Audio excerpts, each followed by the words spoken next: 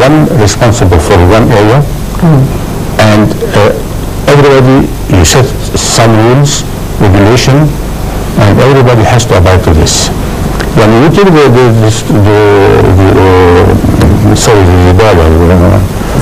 garbage, we are in this problem since 30 years, because it's a matter of culture. There's that in North Korea or river or whatever. People living there, they don't know anything else. They just throw the garbage in the river and that's it, in the canal, and that's it. The cultural tourism, how can we revive this tourism back, especially that Egypt is rich with culture and with civilization, and we can actually market ourselves quite well in that respect? I will say that a very short notes about what is called guest relationship. In Turkey, what are we talking about? Turkey is famous in medical tourism and tourism. Let us talk about principles in general. How about guest relations? I think so. In general. A very small thing, but it is very important. In the big hotels there, you know, you cannot negotiate or talk with many of them because they are not, they have no good language, English or other, only talking by Turkish. In Egypt, you may find in Saqqara, in pyramids, people who don't know how to write, but he can talk many languages. Yeah, they grasp the language by practice. Yes, Egypt is a very nice place and have a very major things maybe we don't notice or put it in the program or take this person that he could communicate. The tourist, when he comes to Egypt, he could communicate with any person. Language is so easy in Egypt, especially the Arab people. When we are talking about medical tourism, it is a very, very big market all over the world. We are talking about, if we talk about LASIK surgery, we are talking about 6 million people all over the world do this surgery. It is a very big market. Doctor, Mr. Aidel, while talking about, can you comment? Yes. How can we get tourism, cultural tourism back? Okay.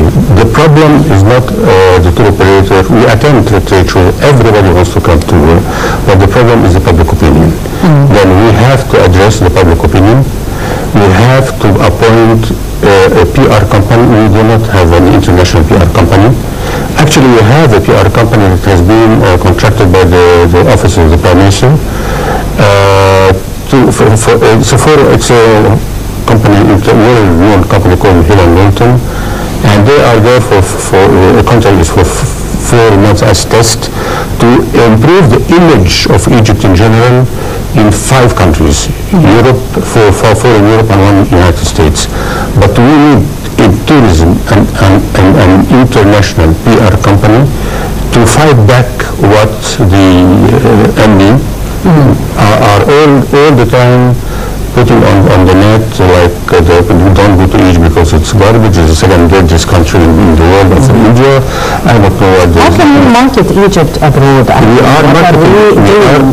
We are marketing Egypt abroad now through mainly the social media, because with the social media we're reaching millions and millions of people.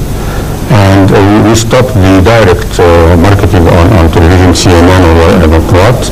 So now we are embarking, and this is a very, very important tool and a cheap one.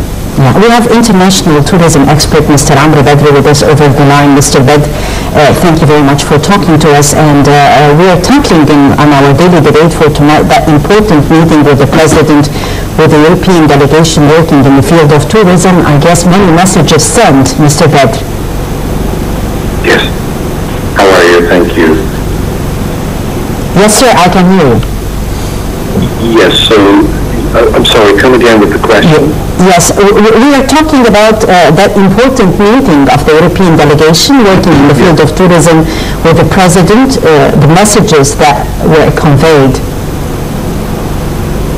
I think the message, of course, is that the president, the government, the whole state is very focused on tourism. And obviously, if the president can fit in his schedule an hour or two to meet with the European delegation as such, I think that really sends a very powerful message to the commitment the leadership has towards tourism. It's no secret, I think, that we all know that tourism is one of the most important avenues of revenues in the country, and certainly it has proven in the last many years, in the last, let's say, 30 years in particular, to be a major component of the GDP. And as such, I think Egypt wants to expand the tourism activities.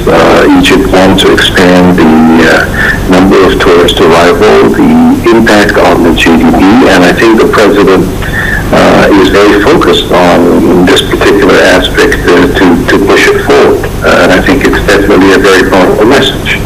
And it shows that the commitment is solid, and it's from basically top to bottom, and that's the right approach.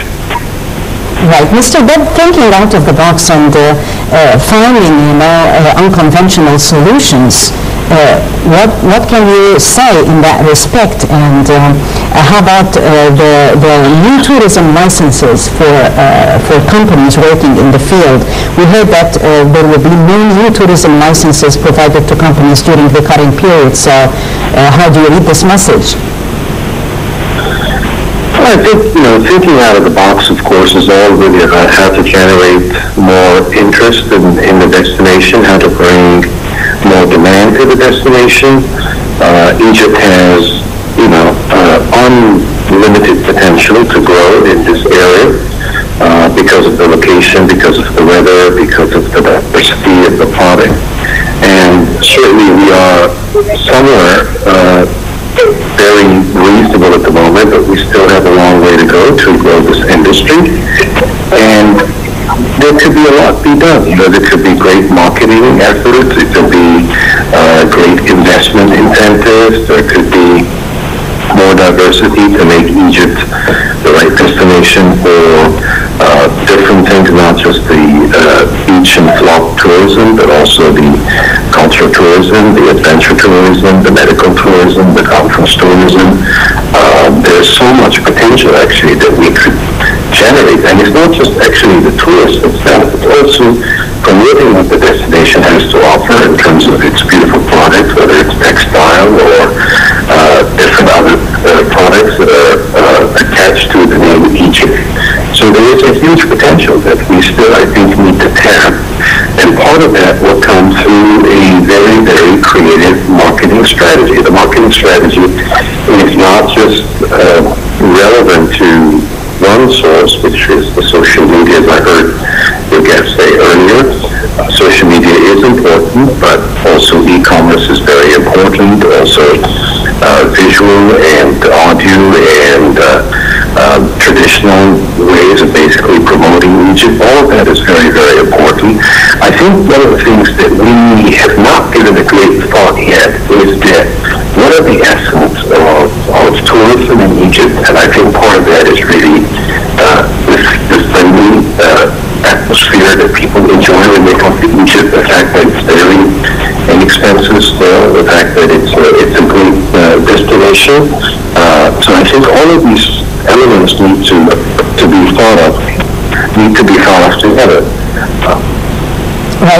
Mr. Badr, I guess the people from Europe always need a sense of reassurance, as we were talking with Mr. Adel Zaki here and also with Dr. Asim. They need a sense of reassurance in the industry, and also in the sense that we are actually working on alleviating any sort of bureaucratic barriers, any sort of obstacles. We are providing incentives. Did this message reach them in the meeting? Well, I think part of that, the reassurance, as we said earlier, part of it, of course, when the president put his prestige and put his efforts and time and commitment behind it, that's one way. That shows basically leadership, sort of commitment to the industry. I think the people of Egypt are very committed to the industry, and that is actually is equally powerful as the president, by the way. The one thing is the president is committed, that's wonderful, but I think really the people of Egypt are very committed. The industry people are very committed, and that's why they had this very strong resilience. They were able to go through this crisis for many years and continue to pump investment, continue to pump money to keep the industry alive, and I think that's all very powerful.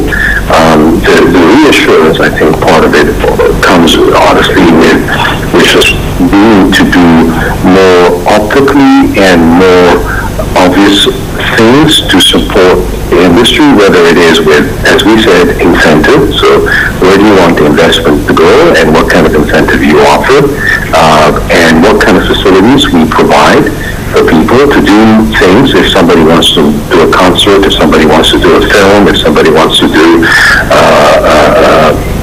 a show in Egypt, is it easy to come in? Is it easy to take your stuff out? I mean, there are obviously issues that we are all aware of that need still addressing, and maybe it's about time that some of that could be addressed through the Supreme Council of Tourism, could be addressed through more, obviously, priority to what the industry needs in the short and long term. We all know that it has paid off to invest in this industry, and it will continue to pay off. So it's very important that we just outline what are these incentives and promotions are. Thank you very much, international tourism expert Mr. Amr Badr, joining us live here on the Daily Debate from Spain. Well, Mr. Adil, would you like to comment on what Mr. Badr was saying? And he was talking also about incentives and thinking outside the box like we talked. Absolutely.